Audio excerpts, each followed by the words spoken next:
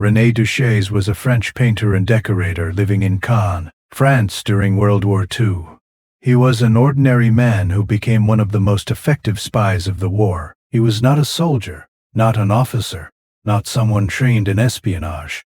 He was a local craftsman who worked quietly in German-occupied France. Yet his decision to steal a set of plans from a German administrative office in 1944 gave the Allies the information they needed to understand Hitler's Atlantic Wall, the defensive system built along the coasts of Western Europe to stop the Allied invasion. His act directly helped in the planning of the D-Day landings and contributed to saving thousands of American lives. In the early years of the occupation, France was divided between zones controlled by the Germans and the Vichy government. Caen, located in Normandy, was under German military control. The Germans fortified the area heavily because they knew that any Allied landing might come from the Channel. Hitler had ordered the construction of the Atlantic Wall, an enormous defensive line running from Norway to the Spanish border. It consisted of bunkers, minefields, artillery batteries, and coastal obstacles meant to stop an amphibious invasion. The Germans gave the work to the Todt organization, a military engineering group that used forced labor and local workers to build fortifications. In towns like Caen, French civilians were often hired to paint, repair, or supply materials for German offices and sites. This gave people like René Duchez rare access to areas normally restricted to the public. He used that access for something no one would suspect. By 1944, the Allies were preparing for Operation Overlord, the invasion of Western Europe. For such an operation, information was as important as weapons. They needed to know where every German gun, bunker, and obstacle was placed. Intelligence came from many sources: aerial photography, code breaking, reports from captured prisoners, and information sent by the French resistance. The resistance was made up of various local groups working in secrecy. In Normandy, one such group was called Century. It collected information on German defenses, troop movements, and supply routes. Members risked their lives every day to send messages to London, often through wireless operators or couriers, who crossed the Channel by night. If caught, they faced torture or death. René Duchez became part of Century through his local contacts. His job as a decorator gave him natural cover. He could move between German buildings without raising suspicion. He had a simple toolbox, a ladder, brushes, and cans of paint. The Germans often called on local craftsmen to maintain offices, repaint rooms, or do repair work. Duchez realized he could observe and possibly collect information from such jobs. In early 1944, Duchez was assigned to work inside a German administrative office in Caen. The building belonged to the Todt organization. It contained official plans and construction records of coastal fortifications in Normandy. On one of his visits, while waiting for a German officer to check his paperwork, Duchez noticed several large maps spread across a desk. These maps were not ordinary engineering drawings. They showed detailed defensive layouts of the Normandy coast, the positions of bunkers, minefields, gun emplacements, anti-tank ditches, and obstacles placed in the sand and shallow water. Each section was marked with coordinates, labels, and measurements. They were the blueprints of the Atlantic Wall in the very region the Allies would later invade. Duchez knew what he was looking at. His resistance group had been collecting scattered bits of information about these defenses, but here was a master plan. It was everything the Allies needed in one place. The problem was how to get it out without being caught. He could not photograph it easily, as cameras were rare and dangerous to use. The simplest way was to take the document itself. He waited for the right moment. The German officers supervising the room left briefly, probably to make a phone call or speak to another clerk. Duchez acted quickly. He folded one of the maps and slid it between two sheets of wallpaper samples that he carried as part of his job. The rolled samples looked normal. He then packed up his materials, said his polite goodbyes, and walked out. The guards at the entrance did not bother checking his bag. He was a familiar face, an ordinary worker. Once outside, Duchez did not go directly to his resistance contact. He knew his house could be searched, and any sign of a secret hiding place might expose him. He decided to hide the document temporarily. In his home, he slipped it behind a mirror. A few days later, he retrieved it and carefully handed it over to a courier from his resistance network. From there, the plan was transferred through several trusted hands until it reached the British Secret Services in London. When the British received the plan, intelligence officers confirmed its authenticity. The layout matched other reports and aerial images they had gathered. The map covered key areas of the Normandy coastline, including beaches that would later be designated as Omaha, Utah, Gold, Juno, and Sword. It identified strong points, artillery placements, and fields of obstacles. This allowed Allied planners to study the exact nature of the defenses. The Atlantic Wall was not a single continuous wall, but a system of defensive zones. The Germans built bunkers of reinforced concrete, placed machine gun nests to cover open beaches, and filled the coastal approaches with underwater mines and obstacles. These defenses were designed to inflict maximum casualties on landing forces and destroy tanks before they reached solid ground. The wall also included artillery batteries placed inland, connected by communication lines to forward observation posts. Knowing the layout of these defenses was critical. For the Allies, every obstacle they could anticipate meant fewer surprises on the day of invasion. The stolen plan allowed them to identify weak points in the wall and to plan where specialized engineering teams would land to clear mines and cut gaps for tanks and vehicles. It also helped the Navy and Air Force target bunkers with bombardments before the troops arrived. The British shared this information with American planners, who were responsible for 2 of the 5 invasion beaches, Omaha and Utah. American engineers used the data to prepare for what they would face. They built full-scale mock-ups of the obstacles on practice beaches in England. They studied the shapes of Belgian gates, hedgehogs, ramps, and mined stakes shown on the stolen plan. They trained to attach explosives at the correct points, learned how to time the detonations, and practiced clearing paths for following waves of soldiers. Without this kind of preparation, the first wave of American troops would have suffered even greater losses. The beaches were already deadly. At Omaha Beach, strong currents, high bluffs, and heavily fortified positions made the assault one of the hardest of the war. Many landing craft missed their intended positions or were hit before reaching shore. Despite the chaos, the knowledge of where certain defenses were helped small units find safer approaches. It allowed commanders to coordinate naval fire more precisely, hitting known gun nests and reducing resistance bit by bit. The theft of the plan was not a single isolated act. It was part of a chain of intelligence efforts across France. Resistance groups provided photographs, coordinates, and eyewitness reports of German construction. Agents sent coded messages to London through radio operators who risked their lives every night.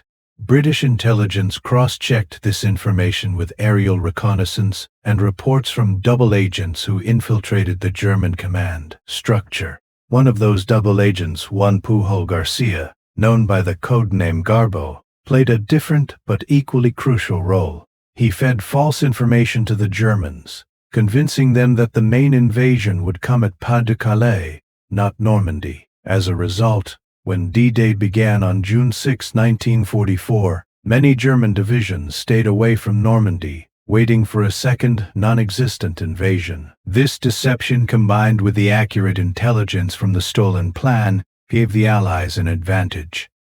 René Duchez's action stands out because it provided the Allies with concrete, detailed facts about the very place they would land. The information was so precise that analysts could match it with aerial photos to confirm bunker types and weapon calibers. For example, the plan showed where 88mm guns were installed, weapons that could destroy tanks and landing craft with devastating accuracy. Knowing their positions allowed naval gunners to target them early. The Atlantic Wall had been a massive engineering project. Under Field Marshal Erwin Rommel, the Germans reinforced it heavily in late 1943 and early 1944. Rommel believed that the only way to stop the invasion was to crush it at the water's edge. He ordered millions of mines and obstacles placed in the intertidal zone, where the tide could hide them at high water. He also directed that beaches be flooded inland to prevent glider landings and paratrooper drops. Duchez's stolen plan revealed the extent of these measures in Normandy. It showed where obstacles were dense and where they were sparse. It helped Allied planners choose sectors that could be cleared more quickly. The intelligence also supported the decision to attack at low tide, when engineers could see and neutralize obstacles before the water covered them again. To understand how this saved lives, it helps to imagine the invasion's first hours. On the morning of June 6, thousands of American soldiers in landing craft approached the beaches under fire. The closer they got, the more they saw rows of steel and wood traps jutting out of the surf. Many craft hit mines or were destroyed by artillery. But along the sectors where engineers had trained for the specific obstacles they expected, they managed to clear lanes through which tanks and follow-up troops could pass. Each cleared lane allowed dozens of boats to land without piling up under enemy fire. Every minute gained reduced casualties. At Utah Beach, the first American wave landed about 2,000 yards off target due to strong currents. The commanding officer, Brigadier General Theodore Roosevelt, Jr., decided to start the war right here, rather than waste time relocating. The terrain where they landed turned out to be less heavily fortified, which matched information from the resistance. They moved inland quickly and suffered far fewer losses than expected. That kind of informed flexibility was possible because planners knew the geography of the coast and the location of German strongpoints in advance. At Omaha Beach, conditions were far worse. High bluffs gave the Germans commanding fields of fire. Many obstacles had survived the pre-invasion bombardment. Casualties were heavy. Even there, the prior intelligence helped officers identify surviving defenses and direct supporting fire more accurately. By midday, small groups of American infantry began finding gaps between strongpoints, often the same weak spots identified in intelligence summaries. These breakthroughs allowed the beachhead to expand and prevented the landing from failing completely. Historians have often tried to estimate how many lives were saved because of the intelligence gathered before D-Day. Precise numbers are impossible to prove, but the consensus is clear. The more accurate the information, the lower the losses. Some estimates suggest that the knowledge of the Atlantic Wall's structure saved at least 10,000 lives across all Allied forces, many of them American. Even if the true number was smaller, it still represents a significant difference between success and disaster. After the war, many resistance members were recognized for their contributions, but René Duchez's name remained less known outside France. He did not seek fame. He returned to his trade after liberation, living a quiet life. The intelligence he provided had already done its work. It had traveled from a small office in Caen to the planning rooms of London, and finally to the beaches of Normandy. The operation that began with his stolen plan fits a larger pattern in modern warfare. Intelligence wins battles before they start. D-Day was not just about courage and firepower. It was about preparation, analysis, and anticipation. Every landing craft, every bombing run, every paratrooper drop depended on information gathered in the months before June 1944. When Allied forces looked at the beaches on their maps, they saw more than sand. They saw layers of data: water depth, tide, times, slope gradients, and enemy positions. They could decide where to land amphibious tanks, where to send engineers, and where to place naval guns for maximum effect. Each of these decisions was guided by intelligence. The painter from Caen had unknowingly become a crucial part of this network. He used no weapons, commanded no troops, and never stood on a battlefield. Yet his act changed the battlefield itself. It made the terrain readable to the Allies and less deadly for the men who had to fight there. The Atlantic Wall was designed to make invasion impossible, but no defense is perfect when its layout is known to the attacker. The Germans believed secrecy and fortification would be enough. They were wrong because of people like Duchez, who turned access into insight. Once the Allies understood the wall structure, it was no longer a mystery. It became a problem that could be solved with engineering, coordination, and courage. The resistance in Normandy deserves equal credit. Without couriers, radio operators, and local informants, the plan would never have reached Britain. Communication networks spanned farms, towns, and coastal villages. Fishermen carried messages across the channel. Clerks copied documents at night. Ordinary citizens risked their lives to move small pieces of paper that together formed the intelligence mosaic used for Overlord. The intelligence community in London had learned from earlier failures. In 1942, during the raid on Dieppe, the Allies had underestimated German defenses. The result was a disaster. The Dieppe operation showed that without precise knowledge of fortifications, amphibious assaults would face unacceptable losses. The lessons from Dieppe made the need for accurate plans clear. That is why Duchez's stolen document was treated as gold. It was exactly what planners had lacked 2 years earlier. The American forces who landed in Normandy came from across the United States. They were farm boys, students, factory workers, and office clerks turned soldiers. They trained for months without knowing exactly where they would go. When they finally landed, the information they carried in briefings, information derived from Duchez's theft, gave them a fighting chance. Intelligence is often invisible in history books. We see battles, not the invisible web of information behind them. Yet every successful operation in modern warfare depends on it. Maps, reconnaissance photos, intercepted messages, and resistance reports combine to shape decisions. A single sheet of accurate plans can outweigh thousands of tons of bombs if it helps focus effort where it matters most. René Duchez's theft demonstrates this perfectly. He turned an ordinary opportunity into an extraordinary act of service. His hands, used to holding brushes, handled instead the secret layout of Hitler's coastal defenses. His courage lay in calmness. He did not act recklessly or seek glory. He planned, waited, and chose the right moment. The effect of his action extended far beyond Normandy. The success of D-Day allowed the Allies to establish a foothold in Western Europe. From there they liberated France, advanced into Belgium, and finally entered Germany. The war in Europe ended less than a year later. The path to that victory began with thousands of small acts of bravery, among them the theft of a single document in a quiet office. If the plan had never been stolen, the Allies would still have invaded, but with less certainty. More men would have died trying to cross beaches they did not fully understand. More landing craft would have been destroyed by obstacles they had not practiced removing. The invasion might still have succeeded, but at far higher cost. René Duchez's story is a reminder that the difference between success and failure often comes from ordinary people who choose to act when the moment appears. His contribution was not made on a battlefield, but in the careful movement of his hands inside a German office.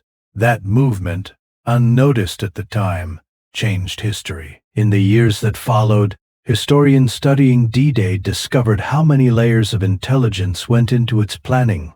They traced messages, reports, and photographs, and among them, they found the record of the stolen Caen plan. It stood as one of the most valuable documents obtained by the resistance.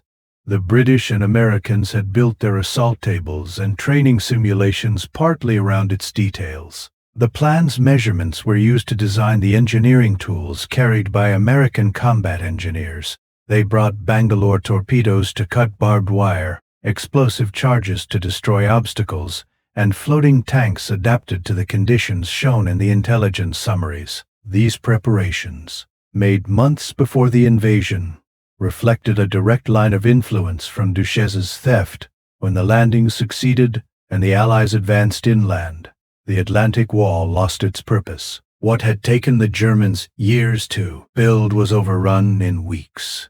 Yet the cost of the first day remained high, reminding everyone how formidable those defenses had been. Every piece of prior knowledge had mattered. Duchez's contribution, though small compared to the scale of the war, represents the essence of intelligence work. It is about turning information into survival. It shows that wars are not won only by generals or armies, but also by civilians who find ways to pass truth through the cracks of occupation. In later years, when people in Normandy told stories of the resistance, they often spoke of sabotage, railway explosions, and gunfights. Fewer mentioned the painter who stole a map, but in the quiet logic of military history, his act ranks among the most consequential. It provided a factual foundation for the biggest amphibious operation in human history. Today, historians who study Operation Overlord still reference the Caen theft.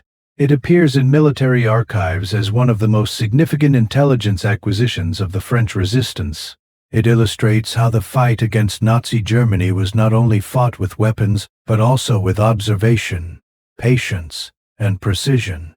The legacy of René Duchez lies in the simple truth that knowledge saves lives. The 10,000 Americans who might have died without that information were sons, brothers, and fathers. They were soldiers who deserved every chance to come home. The plan Duchez stole gave them that chance. He lived the rest of his life quietly, with little public recognition. But his story endures as one of the clearest examples of how intelligence can change the course of a war. It reminds us that sometimes the most powerful weapon in history is a piece of paper in the right hands.